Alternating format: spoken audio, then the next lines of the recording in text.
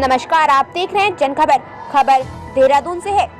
आज राज्य आंदोलनकारियों ने देहरादून के गांधी पार्क से शहीद स्मारक तक सरकार के लिए बुद्धि शुद्धि मार्च निकाला और लंबित मांगों पर सरकार से कार्रवाई करने की मांग की। आपको बता दें कि उत्तराखंड राज्य आंदोलनकारी लंबे समय से आंदोलन के चिन्हीकरण, आरक्षण, मुजफ्फरनगर कांड के दोषियों को सजा देने, पलायन रोकने, लोकायुक्त की नियुक्ति और गैरसैंण को स्थायी राजधानी बनाने की मांग की गई थी। आज 4 साल बीत चुके हैं, लेकिन सरकार अब तक आंदोलनकारियों की मांगों को पूरा नहीं कर पाई है, जिससे समस्त राज्य आंदोलनकारियों में आक्रोश है और वह नाराज हैं। वहीं आंदोलनकारियों ने मांगे पूरी न होने पर सरकार को उग्र आंदोलन की चेतावनी भी दे डाली है। लेकिन सोशल डिस्टेंसिंग की जो धज्जियां हैं वो खुली उड़ती दिखाई दी आज। यहाँ तक कि राष्ट्रीय अध्यक्ष ने भी आज मास्क का प्रयोग नहीं किया था। इस बारे में क्या कहेंगे आप? देखिए, भारतीय जनता पार्टी का जो दो मुहा चेहरा है वो सभी को मालूम है और वो जो कहते हैं वो कभी भी वो करते नहीं हैं। और इसी का प्रतीक आज क्या इनका प्रदर्शन है, जिसमें कि सोशल डिस्टेंसिंग की सरेआम धज्जियां उड़ाई गई हैं। यद्यपि मैं ये भी मानता हूं कि बड़े कार्यक्रम होते हैं तो उसके अंदर थोड़ा बहुत तो इस तरह का चल भी जाता है, कोई ख़ास बात नहीं है। लेकिन मैं समझता हूं कि जो बड़ा नेतृत्व है और राष्ट्रीय नेतृत्व है और जो देश को दिशा देने वाले लोग हैं, अगर वो नियमों का पालन नहीं करेंगे तो इस तरह से देश कैसे चलेगा। सर, जब और कोई पार्टियां कुछ करते हुए नजर आते तो उन पर मुकदमे दर्ज कर दिए जाते, तो क्या उनके लिए रूल्स नहीं है?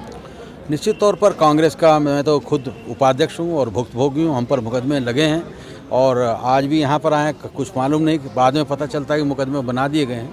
तो भाजपा के लिए तो हमेशा ही कानून का कोई महत्व नहीं है। उनके लिए रामलाल के लिए अलग कानून है और श्यामलाल के लिए अलग कानून। तो क्या सर कांग्रेस पार्टी है जब वो कुछ कानूनी कार्रवाई करेगी सब बीजेपी के लिए? निश्चित तौर पर जब हम पर मुकदमे लगे हैं तो हम लोग जब अदालत में जाएंगे तो ये कहेंगे और इनका फुटेज भी हम लोग लेते रहते हैं। जो इनके कार्यक्रम होते हैं उनकी फुटेज हमारे पास भी रहती है और तब हम कहेंगे कि जो शासन में बैठे हुए लोग कैसे आचरण कर रहे थे और कैसे दूसरों को उपदेश दे रहे थे, पर उपदेश कुशल बहुत थे। सर, राज्य आंदोलनकारों की मांगों पर सरकार की कई तरह की अपेक्षाएं सामने देखी की जा रही है। सर, किस तरीके से देखिए? साल से लगातार हम लड़ रहे हैं और उसका कोई नतीजा निकल नहीं रहा है। ये मुख्यमंत्री धृतराष्ट्र की तरह अंधे बने हुए हैं और नतीजा ये है कि जो वाजिब मांगे हैं उनके बारे में भी सरकार का कोई रुख और रवैया सामने नहीं आ रहा। ये बहुत ही दुखद है। जब आप खुद सरकार में थे? जब हम सरकार में थे हमने ऐतिहासिक कार्य किए हैं। अगर आप तुलना करेंगे झारखंड से, छत्तीसगढ़ से, नए तेलंगाना से, किसी राज्य में इतने काम नहीं हो जितने धीरेन्द्र प्रताप ने किए हैं। और उसकी सरकार के मुख्यमंत्री नारायण तिवारी जी, विजय बहुगुणा जी और श्री हरीश रावत ने किए हैं। हमने तमाम आंदोलनकारियों के लिए पेंशन की व्यवस्था की, हमने तमाम आंदोलनकारियों के लिए ग्रीन कार्ड निकाला, हमने उनको निःशुल्क परिवहन, निःशुल्क शिक्षा, निःशुल्क चिकित्सा की सुविधाएं दी। ITI और पॉलिटेक्निक में उनके लिए 2% आरक्षण की व्यवस्था की, उनके लिए बसों में जाने की व्यवस्था की, साथ में उनके अटेंडेंट की व्यवस्था की। जो बड़े आंदोलनकारी हैं जो 1 हफ्ता जेल रहे हैं उनके लिए 5000 रुपये पेंशन की व्यवस्था की। जो साधारण आंदोलनकारी हैं और जिनका सक्रिय आंदोलनकारी के रूप में होगा उनके लिए 3100 रुपये पेंशन की व्यवस्था की। ये देश में कहीं नहीं है। मैंने ये कानून बनाया, नारायण दत्त तिवारी जी खुद हैरान थे कि जो 50 साल तक की आयु के आंदोलनकारी थे उनको भी नौकरी देने का कानून हमने 2005 में बनाया, जो कि एक ऐतिहासिक कानून है, विश्व में कहीं नहीं है। ये लोग क्यों बैठे हैं? देखिए, ये तो इस क्रम में बैठे हैं जो लोग छूट गए हैं, उनको जो अचिन्हित लोग हैं उनको चिन्हीकरण में लाना है। इसके अलावा जो हमारा सपना था गैरसैंण को स्थायी राजधानी बनाने का, उसको आगे लाने की हमारी मांग अपनी जगह पर बनी हुई है।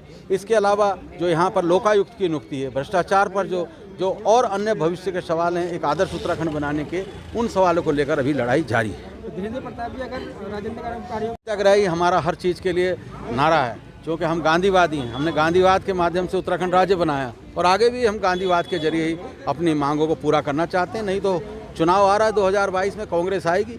मैं तो कांग्रेस का उपाध्यक्ष हूँ, कांग्रेस अध्यक्ष प्रीतम सिंह जी कह चुके हैं ये सारी मांगे हम पूरी करेंगे। बहुत बहुत धन्यवाद।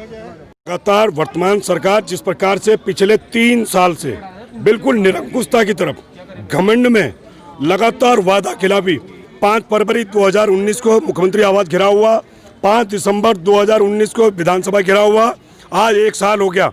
राज्य मंत्री धन सिंह रावत जी ने वादा किया था कि वार्ता करेंगे। रमेश भट्ट उनके मुख्य सलाहकार मीडिया के, उन्होंने 5 फरवरी को वादा किया था हम वार्ता करेंगे। इन लंबे दौरों के बाद हमने फैक्स कर दिया, हमने डिस्पैच कर दिया, हमने टेलीफोनिक वो कर दिया। उसके बावजूद वर्तमान त्रिवेंद्र सरकार की जो निरंकुशता है, वादा खिलाफी है, उसको लेके हम लगातार अपना संघर्ष जारी रखेंगे। जो सरकार खुद शहीद परिवारों का सुध नहीं ले सकती, वो हमारी सुध क्या लेगी। लेकिन हम अपना संघर्ष जारी रखेंगे।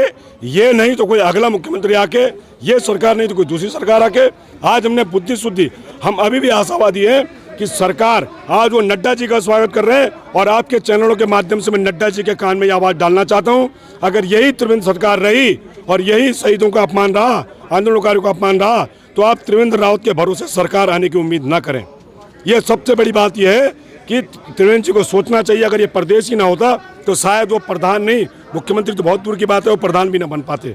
तो ये हम उनकी भावनाओं को सम्मिलित करते हुए ये कहते हैं कि राज्य अध्यक्ष इस बात को भी आपके माध्यम से अवगत हो। तमाम हमारी, चाहे उसमें राजधानी गैर शरण का मामला हो, 10% क्षैतिज आरक्षण शिथिलता का मामला हो, परिसीमन का मामला हो, समूह ग में उपनल में उत्तराखंड के वासियों को रोजगार मिले जो रोजगार कार्यालय में जिनका निहित हो, ऐसी तमाम हमारी मांगे हैं। उन सबको लेकर आज हमने बुद्धि शुद्धि मार्च किया और अपनी बात को रखने का प्रयास किया। दुर्भाग्य इस राज्य का ये है कि जिस तरह से आंदोलनकारियों ने, शहीदों ने उत्तराखंड के लिए बलिदान दिया और अपनी एक वो दिखाई है कि उत्तराखंड भाई एक हमारी स्टेट अलग बननी चाहिए, और वो सौभाग्य से स्टेट बनी है।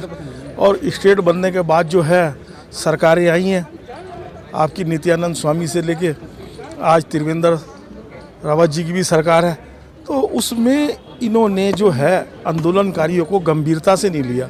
सपोज जिस प्रकार से अब ये पेंशन का मसला चल रहा है, तो पेंशन मैं कहता हूँ जितने भी आंदोलनकारी हैं उनको एक समान होनी चाहिए,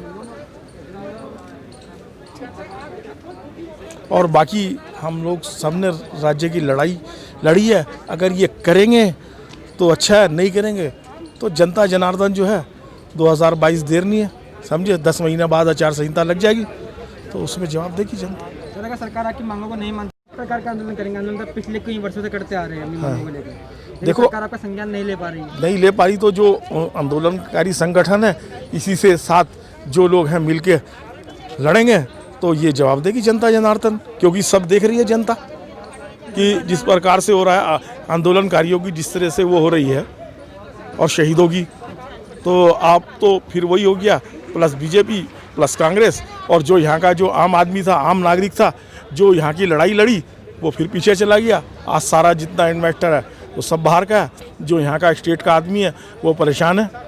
ये मान सकते हैं कि आप उग्र आंदोलन की तैयारी कर रहे हैं? हाँ, उग्र आंदोलन चलेगा, और अगर सरकार मानती है तो बहुत अच्छा है, लेकिन कुछ समझ नहीं आता, जाते जाते 2022 से पहले भी ये लागू कर सकती है वोट लेने के लिए। लेकिन जनता समझदार है, अगर इन्हें सद्बुद्धि आ जाए तो ये इसको कर दे, पेंशन जो एक समान कर दे सबका, क्या बुराई है इसमें।